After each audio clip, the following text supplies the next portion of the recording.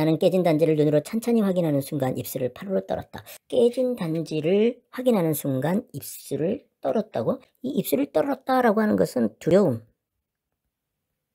긴장, 분노, 뭐 이런 것들을 이야기할 때 쓰는 거 아니야? 그러면 이 깨진 단지라고 하는 것이 두려움, 긴장, 분노를 일으켰다는 얘기인데 어찌 떨지 않을 수 있었을까? 여기 이제 않을 수 있을까라고 하는 얘기는 않을 수 없다라고 하는 것을 강조하는 일종의 서리법이고, 입술을 떨다 어찌 떨지 않을 수 없을까라고 하면서 결국 이건 같은 말이거든?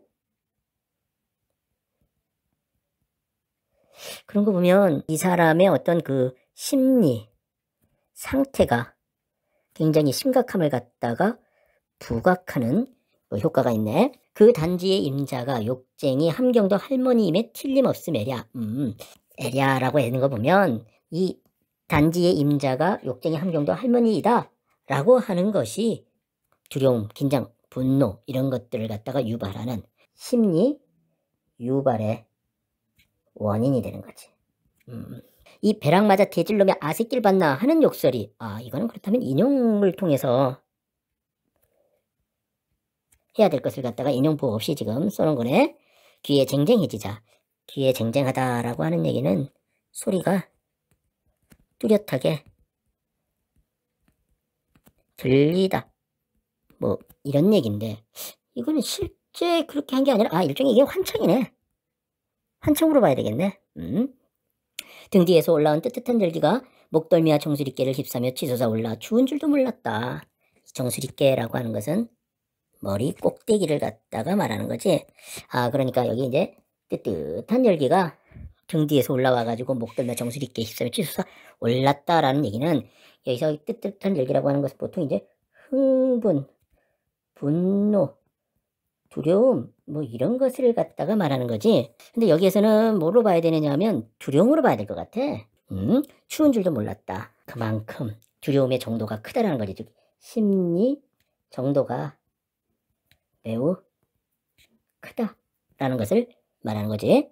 눈을 비비고 또 비볐지만 이거는 사실 확인, 내 심리, 나아가서 사실을 거부하는 그러한 심리라고도 볼 수 있는 거야.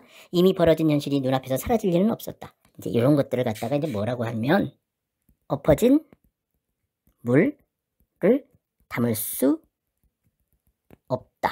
뭐 이렇게 얘기하지.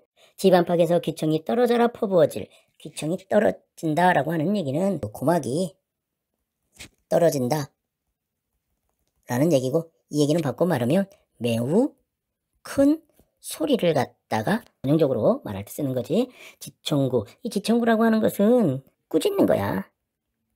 근데 이거는 윗사람이 아랫사람을 갖다가 꾸짖는 거라서, 뭐 아랫사람이 윗사람을 갖다가 잘못을 지적할 때 하는 그러한 것은 여기 쓰면 안 돼. 메타작을 감수하는 게 상수 있다 싶었다. 상수다라고 하는 얘기는 좋은 방법이다. 뭐 이런 얘기지. 아무도 밟지 않는 철길이라고 일부러 발끝에 힘을 주어 제겨 딛고 가노라.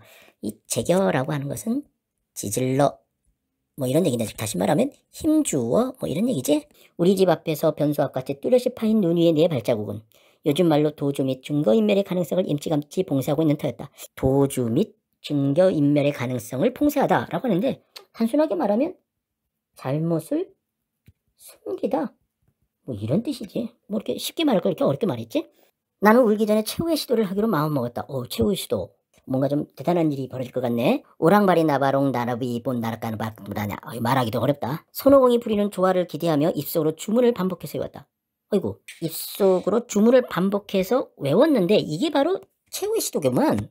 그런데 이 최후의 시도의 내용을 보면 이러한 주문이야. 근데 이거는 손오공이 부리는 조화잖아. 이야기 속의 어떤 방법인데 이거는 현실적으로는 불가능한 그런 방법이지. 주문을 반복해서 외우는 이러한 방법이 최후의 시도야? 웃기네. 그러고 보니까 지금 요렇게 요거 좀 보자고. 요거는 어려운 말 또는 멋있게 느껴지는 말이란 말이야. 근데 그 밑바탕에 보면 보잘것 없는 내용인 거지. 이런 말을 이렇게 쓰는 걸 보니까 왠지 이 나라고 하는 애가 좀 어리석은 그런 나의 모습을 갖다가 부각시키고, 또 한편으로는 왠지 웃음을 갖다가 유발하는 그런 효과가 있는 것 같아. 눈사람을 만들어 깨진 단지를 숨기고, 눈사람을 만들어 깨진 단지를 숨겼다? 아, 여기에서 말하는 이 최후의 시도가 바로 이건가 보네. 그러니까 최후의 시도가 바로 눈사람을 갖다가 만들어가지고 깨진 단지를 숨기는 거였어. 혼날 것을 두려워한 나는 가출을 한 후 여러 것을 방황하다 해질녘에 집으로 돌아온다. 눈사람은 깨끗이 치워져 있었고 혼낼 줄로 알았던 집안 사람들은 나에게 무심한 채 평소와 다름없이 자신들이 일만 했다. 아, 눈사람은 깨끗이 치워져 있었다는 거야. 그럼 보면 결국 눈사람을 숨기지 못했다는 얘기가 되는 거지. 집안 사람들은 나에게 무심한 채 평소와 다름없이 자신들이 일만 했어? 혼날 것을 두려워했었잖아. 또 다르네. 그렇다면 여기에서는 이렇게 해야 되겠다. 가출이라고 하는 게 있는데 가출 전에는 두려웠어. 근데 가출 후에는 생각과는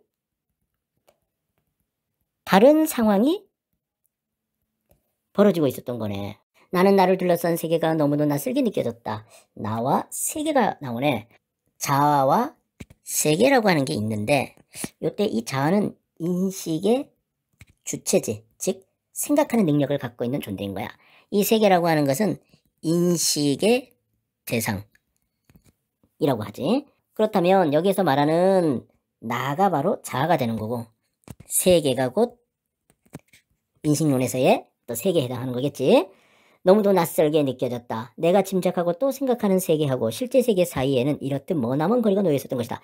아하, 짐작하고 생각하는 세계가 나오고 있고 실제 세계가 나오네. 세계를 갖다가 좀 나눈다 그러면 이거는 객관적 세계고 이거는 주관적 세계라고 하지.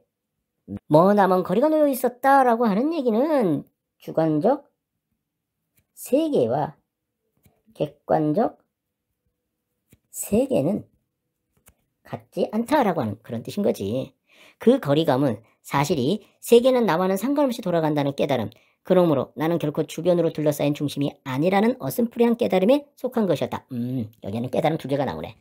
이런 깨달음, 이런 깨달음. 요거는 세계는 나와는 상관없이 돌아간다는 거, 그리고 나는 결코 주변으로 둘러싸인 중심이 아니라고 하는 거, 이런 깨달음인데 객관적 세계와 세계가 따로 존재한다.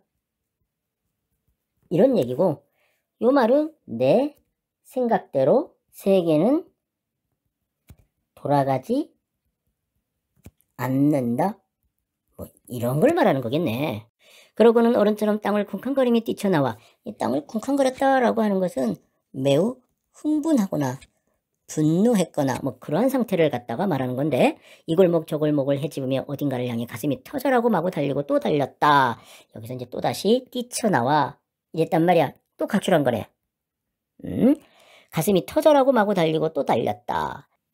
그만큼 어떤 심리, 어떤 상태가 매우 그 정도가 크다. 뭐 이런 것을 갖다가 보여주는 그런 행동인 거지. 그렇게 같아? 이거는 어린 시절을 갖다가 회상하고 있는 듯한 느낌이네. 아, 이건 이렇게 이해해야 되겠다. 성인이 된 나가 어린 시절에 나를 갖다가 회상한다. 이렇게 이해를 해야 되겠네. 그러고 보면 이 작품은 이렇게 얘기를 해야 될 것 같아. 단지를 깨. 그때 두려움 속에서 최후의 시도라는 것을 해. 즉 단지를 갖다가 숨기는 거지. 그리고 나서 가출을 하고 방황을 하다가 귀가를 해. 그런데 상황을 갖다가 목격을 하고 그리고 가출을 했단 말이야. 이거는 일종의 뭐냐면 성장의 과정으로 볼 수가 있어. 즉 다시 말하면 이거는 뭐냐면 성장의 어떤 계기가 되는 사건이고, 그리고 여기서부터 여기까지는 일종의 갈등을 겪는 거지. 그리고 나서 여기서부터 여기까지는 이리저리 막 생각을 해. 그러니까 다시 말하면 성찰하는 거지. 그런데 이때 상황을 목격하고 뭔가를 깨달은 건데, 이때 또 가출을 한단 말이야. 근데 이때 이 가출은 성찰하기 위한 가출이라면 요거는 어떤 성숙의 모습을 보여주는 거지.